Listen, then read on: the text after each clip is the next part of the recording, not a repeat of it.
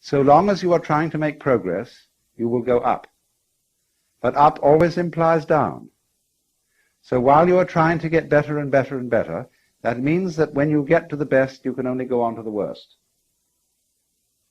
And so you go round and round and round, ever chasing the illusion that there is something outside yourself, outside your here and now, to be attained that will make things better.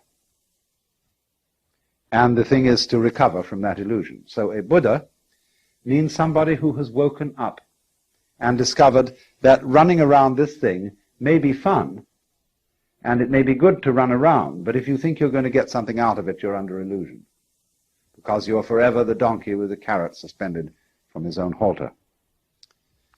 Now then, it goes on to say that there's only one place, one point in this wheel from which you can become a Buddha, and that's here. The Devas are too happy to become Buddhas, or to worry about becoming a Buddha. The Narakas are too miserable. The Asuras are too angry. The animals are too dumb, and the Pretas too frustrated. Only in the middle position, the position of man, which is, you could say, the equal position, the position of sufficient equanimity to begin to think about getting off this rat race, only from there, you see, can you become a Buddha. So the position of a Buddha may be represented either as not on the wheel at all or as right in the middle of it. It makes no difference. And so he is just as, in a way, the axle point, the still point of the turning world, as to use T.S. Eliot's phrase, is the unmoved center, the unmoved mover, the primum mobile, the axle tree of the world. All thought the navel, that's why yogis are said to contemplate their navel. The navel isn't on their tummy, it's this place, the navel of the world. So that's the scheme of cosmology, of ancient Indian cosmology in which Buddhism arises. So you see, therefore, a Buddha is one who awakens from the illusion of samsara. That is, from the thought that there is something to get out of life, that tomorrow will bring it to you, that in the course of time it will be all right. And therefore one is set pursuing time, as if you were trying to quench your thirst by drinking salt water. Now, I can exemplify this a little more strongly by relating Buddhism to the social system in which it arose. A Buddhist monk is sometimes called a shramana. S-R-A-M-A-N-A, shramana. This is closely allied to the word shaman. And a shaman is the holy man in a culture that is still hunting. It isn't settled, it isn't agrarian. There is a very strong and important difference between a shaman and a priest. A priest receives his ordination from his superiors. He receives something from a tradition which is handed down. A shaman doesn't. He receives his enlightenment by going off into the forest by himself, to be completely alone. A shaman is a man, in other words, who has undergone solitariness. He's gone away into the forest to find out who he really is, because it's very difficult to find that out while you're with other people. And the reason is that other people are busy all the time telling you who you are, in many, many ways, by the laws they impose on you, by the behavior ruts they set on you, by the things they tell you, by the fact that they always call you by your name, and by the fact that when you live among people you have to be in a state of ceaseless chatter. But if you want to find out who you are before your father and mother conceived you, who you really are, you almost have to go off by yourself. And go into the forest and stop talking, even stop thinking words, and be absolutely alone. And listen to the great silences. And then, if you're lucky, you recover from the illusion that you're just little me, the so-and-so, and you attain the state of nirvana, which means the blown-out state, the relieved state, the sigh of relief. Nirvana may be translated into English as, phew, I've at last discovered that I don't have to survive. I can survive, of course, but I don't really have to. Because you discover, you see, that what you really are doesn't have to survive, because it's what there is. The real you is it, or that. Tat tvam asi, that art thou, as the Hindus say. So then, in the normal life of India, which is not a hunting culture, but a settled culture, there are priests, but there is something beyond the priest. That is to say, when a man or woman has fulfilled his or her life in the world of society, it's the normal thing to do for a person to quit their status in society and become what's called a forest dweller. That is almost, you see, to go back to the hunting culture. They divide people into two classes, grihasta, which means householder, and vanaprastha, which means forest dweller.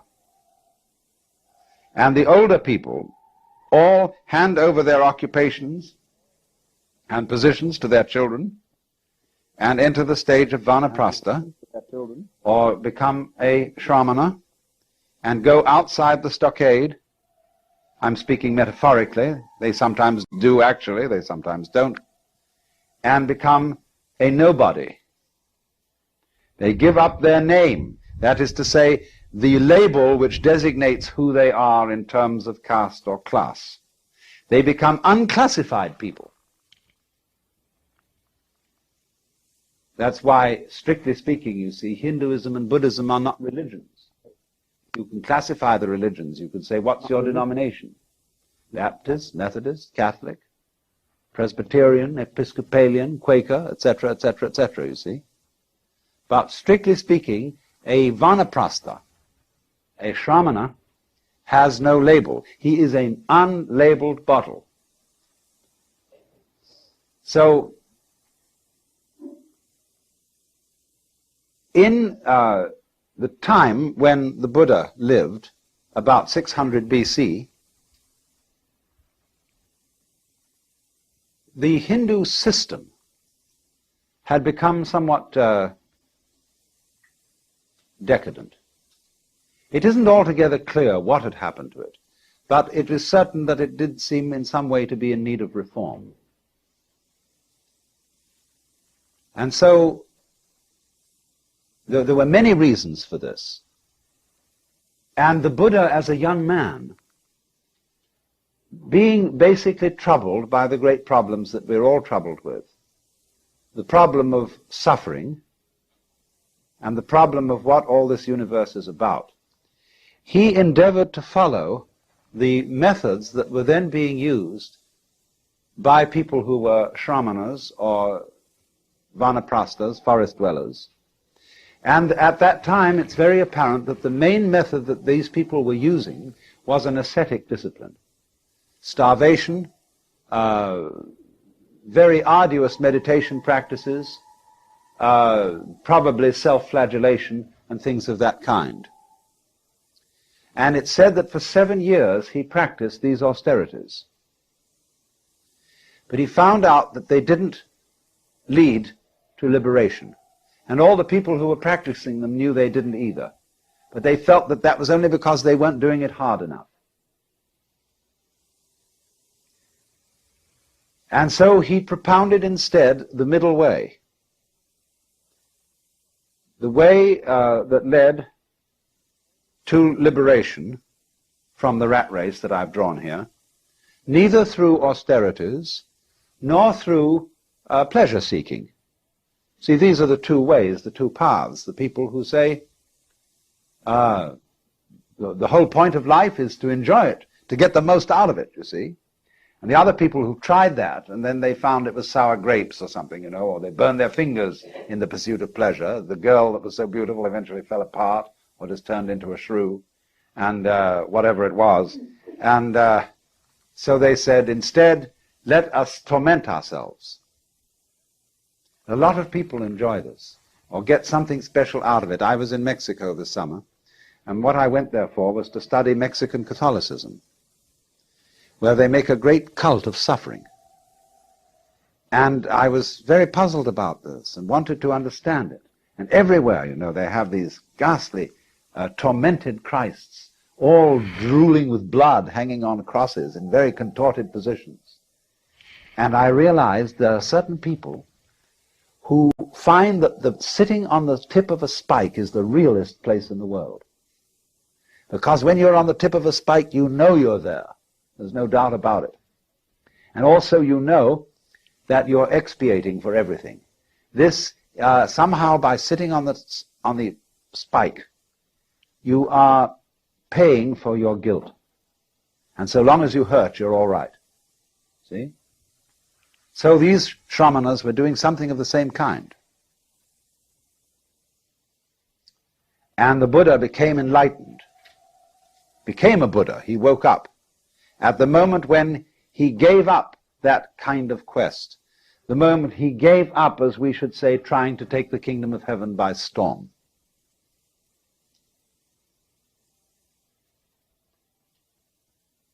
Now, what does this mean?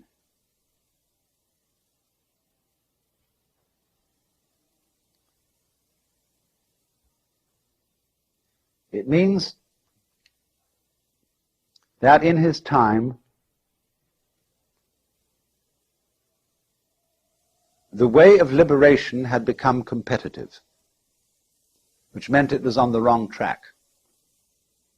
There are a lot of people who, we call it the holier-than-thou attitude, but we find it today with some objectionable Westerners who go over to Japan to study Zen Buddhism and then come home and brag about the great disciplines they've undergone and say, I sat with my legs crossed in one position for 10 hours as distinct from somebody else who only sat for 5. And always there's this tendency, you know, to have a marathon and be in a competition with others or with oneself about these things. But the moment you do that, you're back on the wheel. The best thing you can get by asceticism is to get up to the Deva world. You can't get anywhere else by it. You may get down to the Naraka world by asceticism too. Read the story Thais by Anatole France. So he found, you see, that the real path, the middle way, the meaning of the middle way is that it's the path that can't be followed.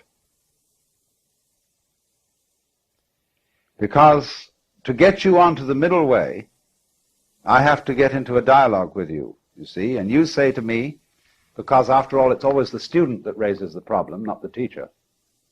You say, well, now what's the right thing to do? I say back to you, why are you looking for the right thing to do? And then you have to consider your situation, where you are. And you say, well, I'm looking for the right thing to do because I feel that I'm in the wrong situation. I don't have peace of mind. Why do you want peace of mind? Because my mind is disturbed. Then in other words, you as a disturbed mind are trying to find peace of mind. Your quest for peace of mind is the same thing as having a disturbed mind. Now, if you don't have a disturbed mind, you won't ask for peace of mind. Well, how can I quiet my mind? Why are you asking to quiet your mind? Because it's disturbed. You see where you are? So in this way, by this dialogue, the guru, the teacher, brings a person back to center.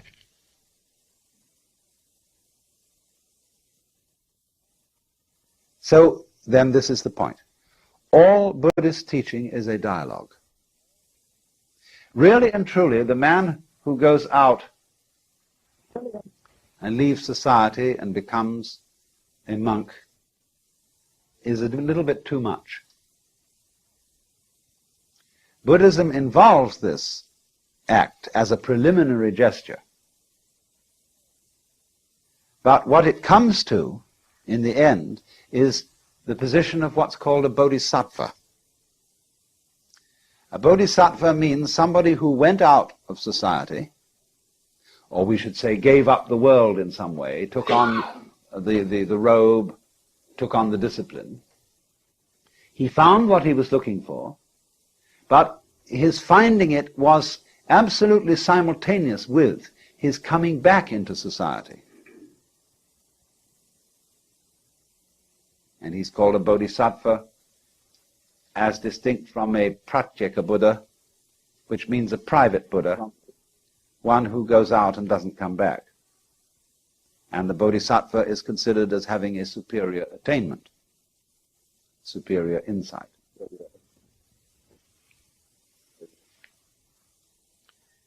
So the important thing to remember then is Buddhism is a dialogue. And its teaching is a method, and not a doctrine. Now, the teaching of Buddhism is summed up in what are called the Four Noble Truths. The truth of suffering, the truth about the origin of suffering, the truth about the ceasing of suffering, and the truth about the way to the ceasing of suffering. Dukkha, D-U-H-K-H-A, is the Sanskrit word we translate suffering. Discord, frustration, something like that. That's always the problem, you see. And this, because of suffering, is the reason why human beings seek out teachers and saviors. I hurt, and I don't want to hurt. So that's the universal problem, you see, that everybody brings. So then the teacher replies to this problem by saying, you suffer because you crave things. Trishna, T-R-I-S-H-N-A, from which we get our word thirst, Trishna, craving or desire, is the cause of suffering. That's the second truth. Now, the Buddhist analyzes this a bit. He says, the world is dukkha. He says, it's full of frustration, and it's also characterized by impermanence, anitya, and by non-entityness, anatman. That means that no thing exists independently. Everything is a thing only in relation to everything else. Therefore, there are no separate things, no real selves or souls or egos. And trying to cling to the world, which is necessarily changing, trying to have a separate self and to protect it, all these things are trishna. They are the cause of dukkha.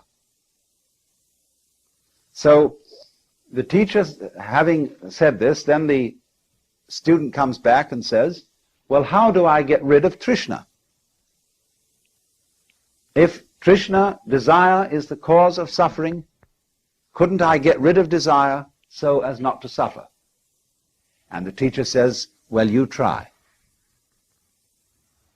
And this then is the first part of the discipline, to try not to desire, to calm your mind, to practice centering, to practice getting rid of all what they call klesha, K-L-E-S-A, disturbing thoughts, distractions, evil passions,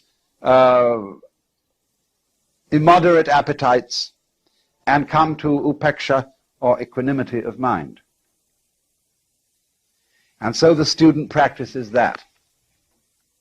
And this is a very difficult and arduous discipline. And all the time he sees the teacher watching him with a slightly sour expression on his face. And he knows, of course, or thinks he knows, that the teacher is fully aware of his inmost thoughts. Because, you know, it's the Indian way. They go to meeting with the teacher, and the teacher sits under a tree and smokes a cigarette or a pipe or something, and all the students sit around cross-legged, and they meditate. And sometimes the teacher meditates. And they can see him occasionally looking at them like this, you know. And they think, uh-oh, the teacher knows what I'm thinking, because he has the power of infinite vision, you see, and all-seeingness. And this bugs them completely. Because, you see, you remember how it was in school when you were trying to do something and the teacher walked around and looked over your shoulder? It puts you off completely. And so the Hindu teacher or the Buddhist teacher deliberately puts his students off. And finally he raises in their minds an insoluble problem. That if you are trying to stop desire so that you will not suffer, aren't you still desiring to stop desire? Or the students may very well find that out for themselves. And they say to the teacher, but how are we to stop desire when we are desiring to stop desire? So then the teacher can engage them in an extremely marvelous trap. Which is to say, he can play it in a number of different directions. One direction is to say, well, don't try to stop all desire, but try to stop as much desire as you can stop.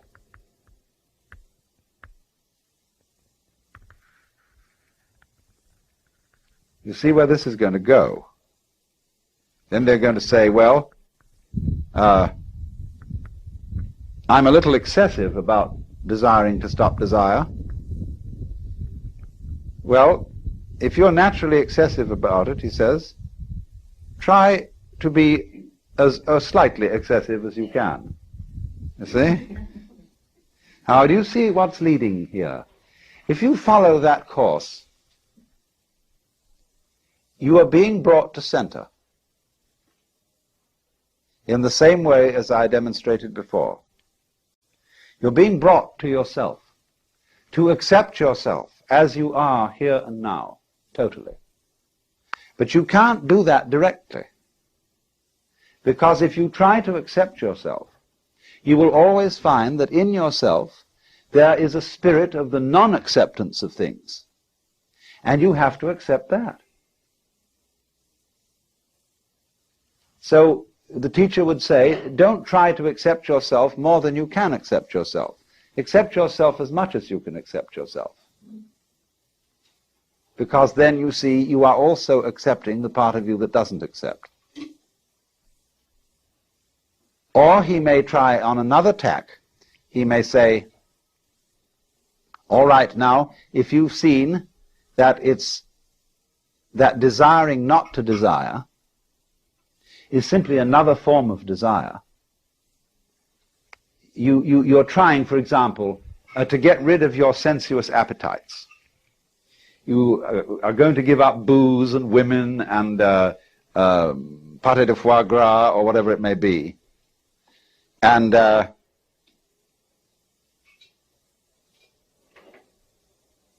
you then think, well, now, yes, this I must do.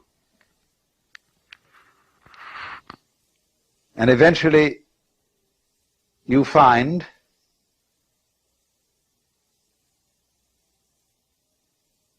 that you are becoming proud of your success in mastering your appetites. And you're beginning to depend on that.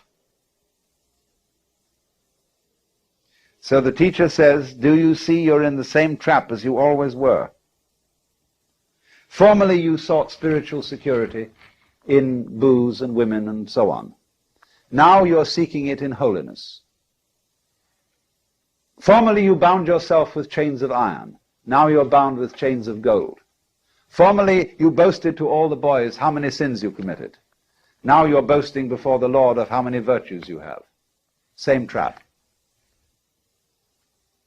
Why do you do it? So the student eventually finds there's no way at all to not desire. Even desiring not to desire is desiring. Even trying to accept oneself is a way of trying to escape from oneself, because one hopes psychotherapeutically that by accepting yourself you will get rid of your nasty symptoms. So you're not accepting them. You're not accepting them by the gimmick, by the pretense of trying to accept them. So this is the way in which the dialogue of Buddhism begins to work. And as it progresses step by step, let me try and show you a little bit more how it works, because I'm shortening it enormously in order to give you an outline of the whole thing. What is going on between the teacher and the student, the Buddha and his disciples, is not merely a dialogue. There is the verbal dialogue, yes, that goes on. But there also it spread over a long period of time. And in the intervals, the students are practicing meditations. They are making efforts to control their minds and emotions and practicing those things which are the Buddhist equivalents of yoga. So that in parallel to the intellectual discussion, there is going on a total devotion of one's whole being to a quest, morning, noon, and night. And so you see this works up a very considerable psychic alertness.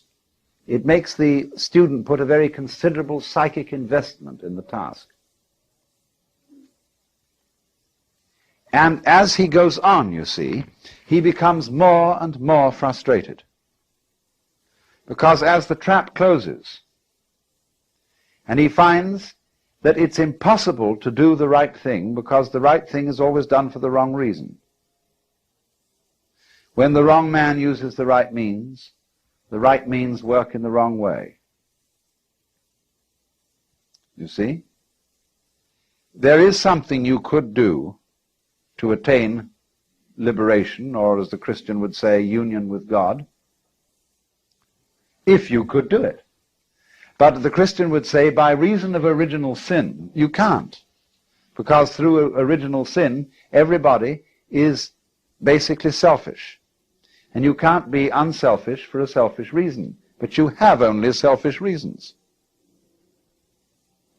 So, to him that hath shall be given. But of course he doesn't need it. From him that hath not shall be taken away even that which he hath. Poor fellow, what is he to do? So you see, in this way, the teacher closes a trap on the student, where he finds himself completely impotent. Not only can he not do anything that will bring about his salvation, he is also unable not to do anything.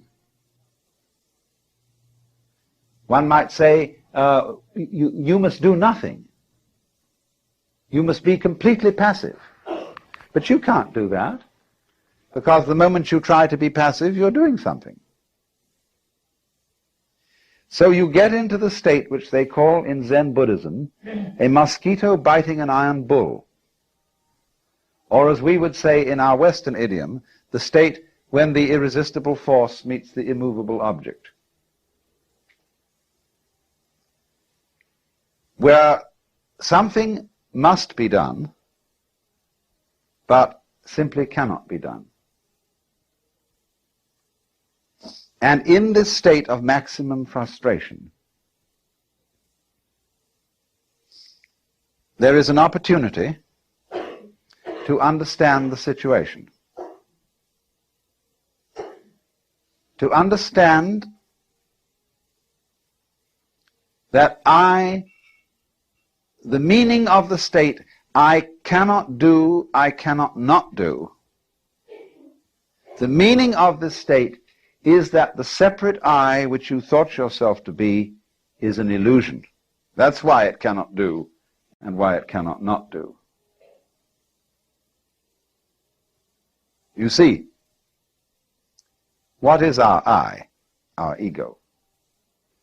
Sometime in the development of man, maybe 3, 4, 5,000 years ago, we developed self-consciousness in a peculiar way. We began to realize that by directed thought, we could control our environment. And then it was, you see, that we had a sense of responsibility. Let's just assume, for the sake of argument, that there was a time when nobody deliberated. They did exactly what they felt like. When you were hungry, you ate. When you were thirsty, you drank. When you were angry, you hit something. When you were happy, you danced. But you never stopped to think what was the right thing to do. You just trusted your intuition, your instincts, your unconscious, or whatever it might be called. Well, that was great, because nobody worried. Nobody had any problems when it was like that. See, a baby is in the same situation today. Now, maybe you were unsuccessful. Maybe the thing you did spontaneously was absolutely the wrong thing, and the tiger ate you up. Well, that was all right, because it really doesn't matter if the tiger eats you up, so long as you weren't spending your previous time worrying about it. See, everybody dies, and if you die clunk like that, that's that. You don't spend all your life before you die worrying about death. You don't spend all your time before you get sick worrying about getting sick. And when you see you move on that level of unpremeditated, spontaneous behavior, that's the golden age. And the reason people look back with nostalgia to the golden age is because that was the time of irresponsibility. But when people began to see that they could provide for the future, and that they could look after things and take care and direct everything, immediately anxiety came into the world. See, that was the fall of man. Because then, the moment you start doing that, you begin to think, now, having thought this question through, and decided that such and such is the right thing to do, have I thought it over carefully enough? Now, that's a real bugaboo of a question. You know, you go out of the house and you wonder, did I turn off the gas stove? I think I did, but on the other hand, I'm not quite sure. Let's go back and see. So having gone about 5 blocks, you walk back. Yes, you did turn it off. So you go out again. You wonder again. Now, I wonder if I really looked, or whether I was so keen on finding out that I did turn it off, that some sort of wishful thinking perverted my consciousness, and whether I hadn't better check that I really did look properly, you see? Well, this way you never get away. You're trapped. So this, you see, is the problem of all self-conscious beings. They feel responsibility, then they feel responsible for being responsible, and responsible for being responsible for being responsible, and there's no end to it. So then, in this obscure way, everybody wants to get back to the golden age. But they say, if I just acted as I felt and was completely spontaneous, goodness only knows what would happen. Jesus, you see, said to do that. He did, and everybody reads it in the King James Bible where it means nothing. Take no thought for the morrow. What ye shall eat, what ye shall drink, and wherewithal ye shall be clothed. Consider the lilies of the field, how they grow. They toil not, neither do they spin. But I say unto you that Solomon in all his glory was not arrayed like one of these. Now if God so clothed the grass of the field, which today is and tomorrow is cast into the oven, shall he not much more clothe you, O ye of little faith? Oh, I mean, it sounds lovely read in church. But what it says, everybody says, no, that's the Sermon on the Mount, and that's not practical. Nobody can do that. That may be for a few saints, but after all, in our practical life as practicing Christians in the modern world, we can't do that kind of thing. Well, isn't that funny? Why can't you do it? I mean, that's the real reason for saying it in the first place. Jesus said many very strange things. For example, in the parable of the Pharisee and the publican, how the Pharisee goes up into the front row and says how good he is, and that he's fulfilled all his obligations and paid the tithes. And then there's this publican who goes into the back and sits there and beats his breast and says, God be merciful to me, a sinner. And Jesus says, now that man was the right man. He was justified. But the moment he's told that story, everybody creeps into the back row and says, God be merciful to me, a sinner. And they're all in the front row again. Nobody can do it, you see. That's why the story is told. In the same way, he says, take no thought for the morrow. Stop being anxious. Like going to a psychiatrist and he says to you, oh, don't worry me, stop being nervous. Can you? See, nobody can. And also they find out, you see, that really in the end, nobody can be God. Nobody can make life any better by being responsible about it. Because whatever you gain in that direction, you lose at the same time. By being responsible, we've created civilization, medicine, care of the poor, everything. But what a headache the thing has become. As we solve all our problems, we make more problems. Every problem you solve gives you 10 new problems. I'm not saying don't do that, but don't think you're going to get anywhere by doing that. That's one way of arranging it. That's one kind of dance you can have, is to improve everything and have technology. But it doesn't really solve anything.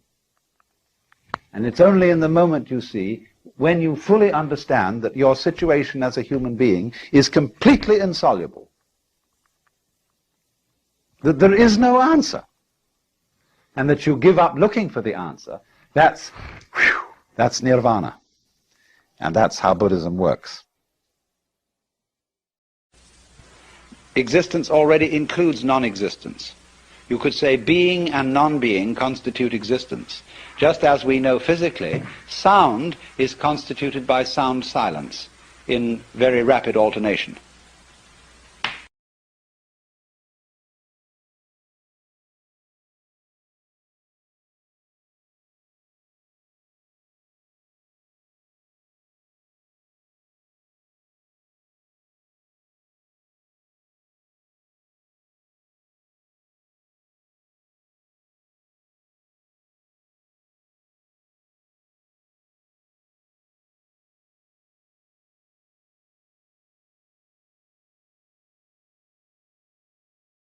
Beneficence and rascality, of reason and passion. And if human beings didn't have those two sides, they would be less than human. Man is in a certain sense redeemed by his passions, redeemed by being something of a rascal. Because if he weren't, he would be like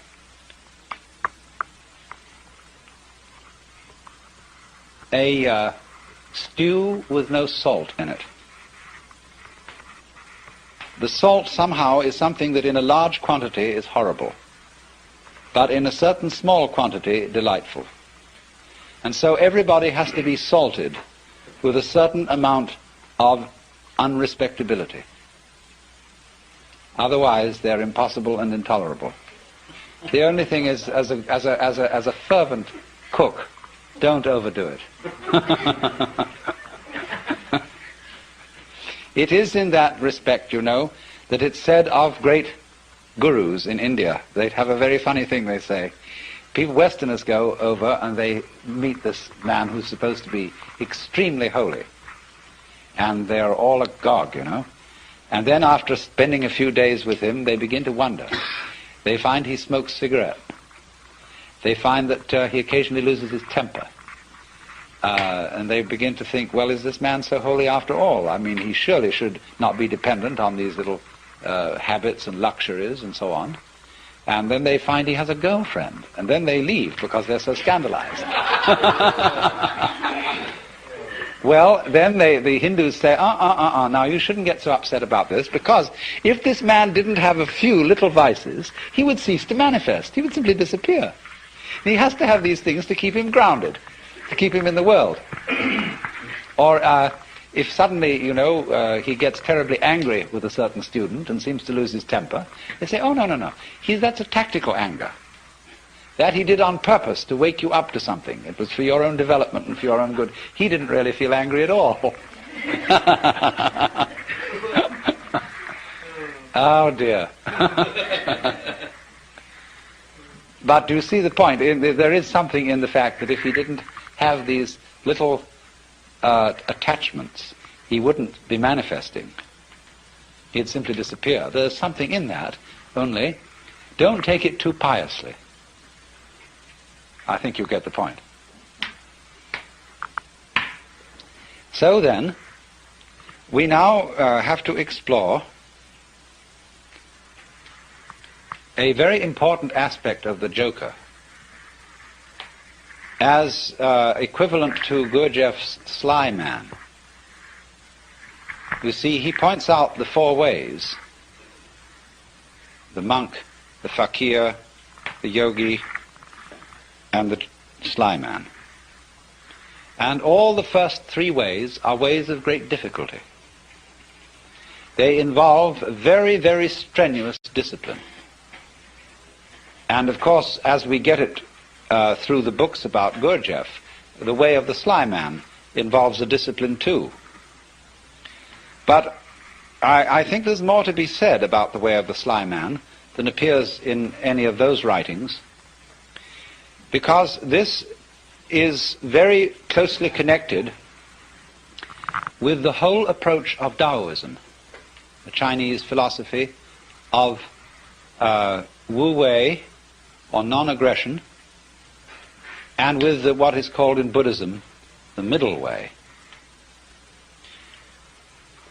When the Buddha first discussed the middle way, he put it like this. He said, to try and solve the problem of suffering by immersing yourself in pleasure only leads to a hangover. To try and solve the problem by asceticism also brings no liberation. You merely get tied up in a kind of masochism where you say, I know I'm right just so long as I'm hurting. And all that is doing is expiating your kind of infantile guilt sense. So he said there is a middle way between asceticism on the one hand and hedonism on the other. But actually, the middle way is more subtle than that, and it's beautifully discussed in Professor Baum, a book called The Philosophy of Buddha. That's B-A-H-M, Professor of Philosophy at the University of New Mexico.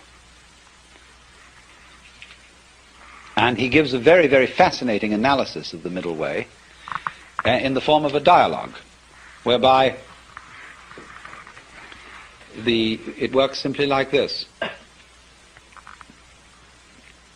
The student brings a problem to the teacher, and he says, I suffer, and it's a problem to me. And the teacher says, you suffer because you desire. If you didn't desire, you wouldn't suffer. So try not to desire.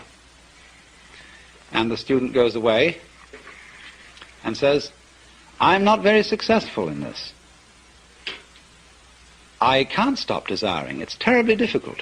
And furthermore, I find that in trying to stop desiring, I'm desiring to stop desiring. Now what am I to do about that? And the teacher replies, do not desire to stop desiring any more than you can.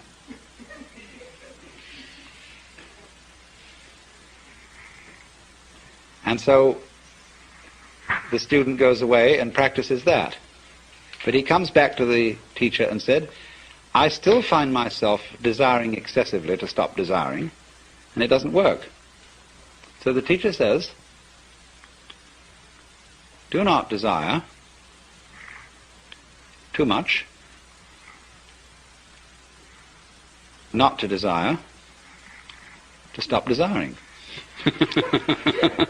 Now, do you see what's happening? Step by step, almost like Achilles approaching the tortoise, the student is being brought together with himself to the point where he catches up with his own inner being and can accept it completely. And that is, you see, the most difficult thing to do, to accept oneself completely. Because the moment you can do that, you have in effect done psychologically what is the equivalent of saying in philosophical or theological terms, you as you are now are the Buddha, just as I was explaining a few minutes ago. That's unbelievable, because we are always trying to get away from ourselves as we are now in one fashion or another. And it's only we will only stop doing that through a series of experiments in which we try resolutely to get away from ourselves as we are. So that is the middle way. But ordinarily, in these other ways, the way of the yogi, the fakir, and the monk, the individual makes a big thing out of the work of liberation, and especially likes the kind of teacher who will put him through the most severe paces. It's interesting how there arise from time to time schools in the West where someone comes along offering, people say, look, it's all very well to go to discussion groups and talk about these things, but that's not the real thing. What you need is really to get down and do some work. And often these teachers are very rude and very stern, but people love it. And such a person will always attract a great following, because people get the feeling, now we're at serious business here. This is really something, you see. And this, you see, though, can be an awful problem. Let's suppose that you have some difficult and distressing habit, like drinking too much. And you're assured that once you've become the victim of this habit, it's an extraordinarily difficult thing to get rid of it, and it requires intense willpower. And so that kills you right off. You're a dead duck from then on. It's as if, you see, you had said to the devil one morning, look, I'm going to get rid of you. I'm not going to have anything to do with you anymore. So the devil, who is an archangel and is terribly clever, is all set for you. And because he knows that you are getting out of his way, he surrounds you with greater temptations than you ever imagined. If you are going to outwit the devil, it's terribly important that you don't give him any advance notice.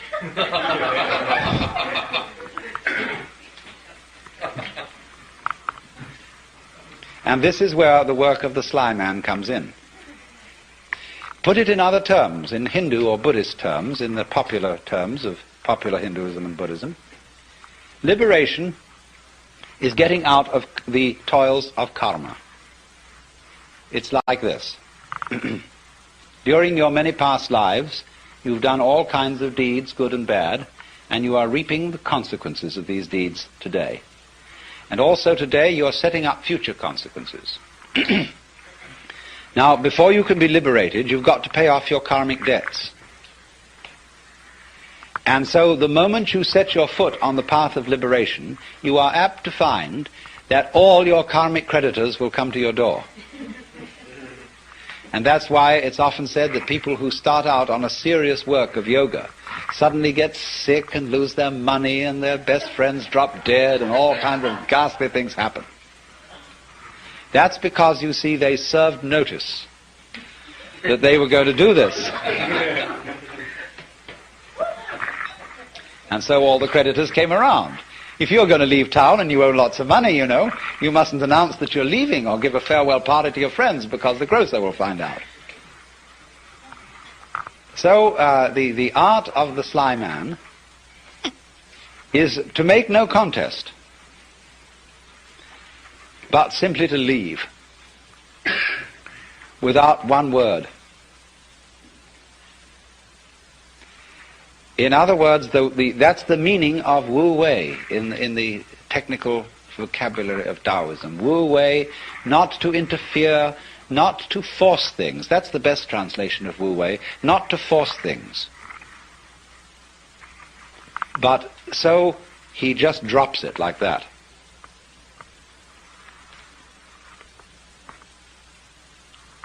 But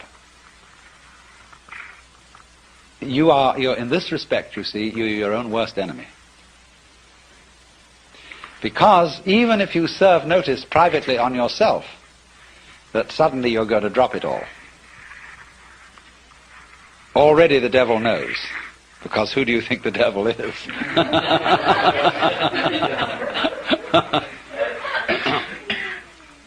Now this lies behind the whole problem that is discussed in the book Zen in the Art of Archery. The necessity of letting go of the bowstring without first deciding to do so. Another way of putting it is that the decision to release the bowstring and the action of doing so must be simultaneous. Not to decide and then act, but to act, decide all at once. Now, why is this? If you are going to be an expert archer, you must shoot before you think, otherwise it'll be too late. You don't aim and then shoot. It's all one action. And this is true likewise of any sort of shooting, pistol shooting as well. That if you aim, if you decide and then fire, you're apt to do things like pulling the trigger instead of squeezing. All kinds of wrong things are done. And you're always a moment too late if you decide first. You have to act and decide simultaneously. So what does that do, you see? That puts up a very curious problem, which in its own turn becomes a bind. To try and act quickly enough so that you overtake the preliminary decision. To try not to decide first. And that is an impossible problem.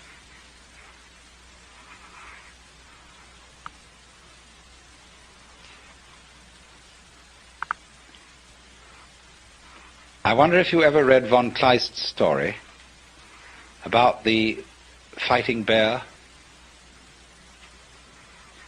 This is included in Nancy Wilson Ross's book, The World of Zen, as a kind of Western Zen.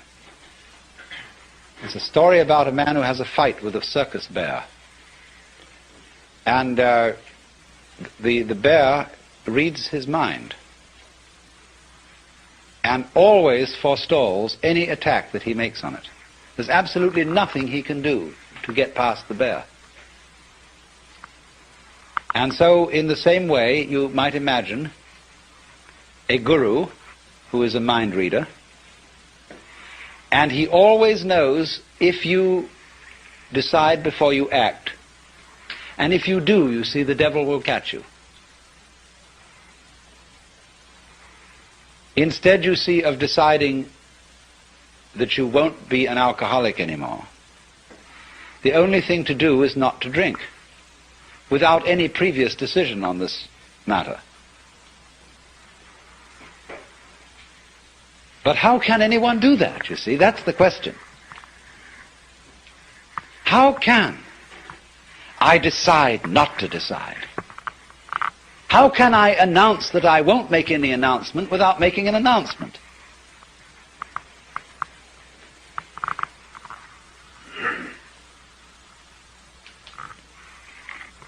You see, there is no way out of that bind.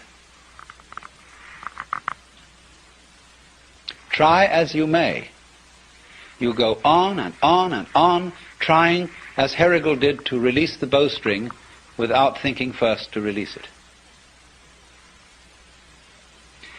But then, strangely enough, one day the thing happened. He did it.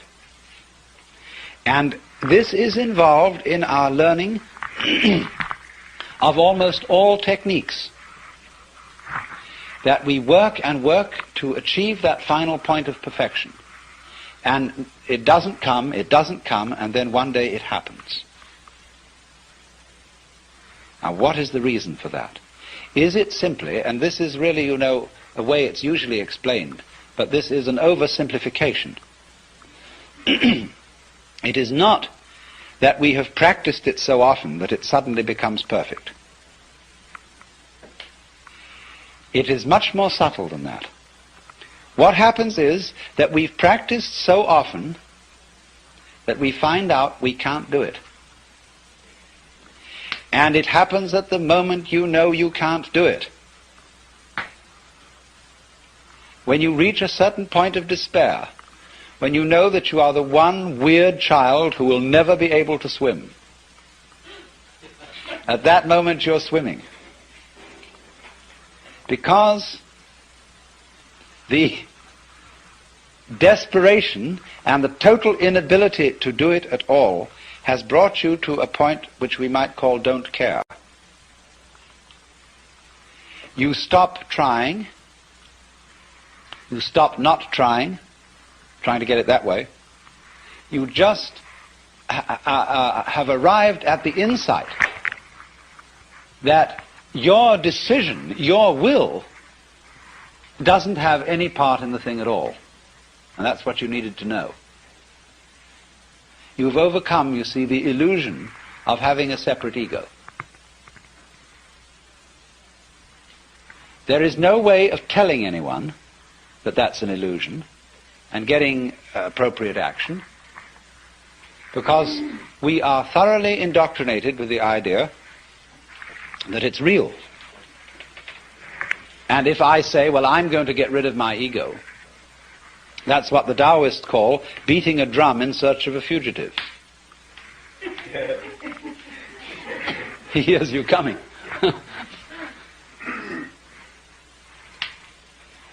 So the ego, that is to say, the illusion of having a separate will and a separate I center that can be an effective agent, that cannot be overcome by a decision which seems to be centered in the ego. You might as well put out fire with fire. It can come only when an attempt to act from the ego center has been revealed to be completely futile. Then the thing happens, because you've really discovered that it was, after all, an illusion. Now, be very careful how you formulate this sort of thing philosophically. This could, of course, correspond to the kind of person who feels unafraid and who feels very free because he's a complete fatalist. A lot of people are, and are very happy in their fatalism. They really feel that they don't do anything, it just happens, and that it's all life, and that when they won't die until it's their time to die, and so why worry? Everything, they have the sense that everything is just happening to them. And this is a kind of a floating feeling. It's as if you didn't have to push things at all. They just flowed along. Well, now that state of affairs, that feeling of you don't have to push anything, it just floats along, is very similar to the experience I'm describing, if not the same thing. But this person has interpreted it as a fatalist in a rather passive way. That is to say, he has felt that there still is some kind of a little differentiation between himself as the experiencer on the one hand and that force or set of forces called fate on the other. He is pushed around, but he witnesses being pushed around. Now, in this state, this person still has a little fragment of impurity left. There's still one fly left in the ointment, and that is the sensation of being pushed around. There is still a fundamental division between the knower and the known. And in this case, the case of the fatalist, the knower seems to be the passive thing, and everything known, the objective world or the goings-on of his own physiology, they appear to be the active end. And the knower just has the experience of himself being moved by the tides of life. The important thing to find out is this, that the sensation of being the knower and the experiencer of all this is not, as it were, aside from everything else that's going on, but it's part of it. Just as you, although you experience your own existence subjectively, you are nevertheless part of the external world. You are in my external world just as I am in your external world. So in this way, the final barrier between the knower and the known is broken down. There is nobody, as it were, being carried along by fate. There is just the process. And all that you are is part of the process. Then there is a curious flip. The individual who has always felt himself to be the tiny little thing on the end of the big determining process suddenly goes bloop. Have you watched sometimes a tiny little piece of mercury coming nearer and nearer to a large piece of mercury? The sudden moment when they touch each other and bloop, the little thing vanishes into the big one almost more dramatically than a drop into the ocean. In this case that I'm talking about, it isn't that the individual organism vanishes. The individual human being doesn't vanish. But he experiences no longer a passive relationship to the world.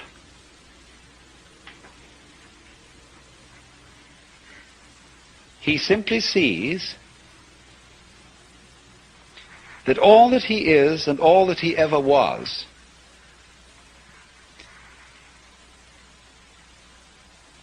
something that the entire process was doing.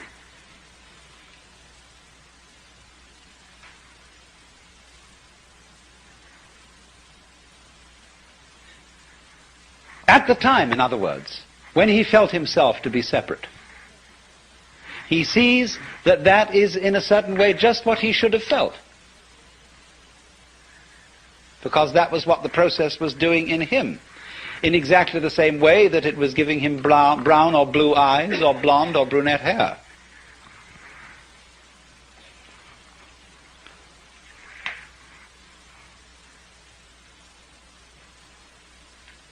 And that's going through the door and turning round and seeing there wasn't a door.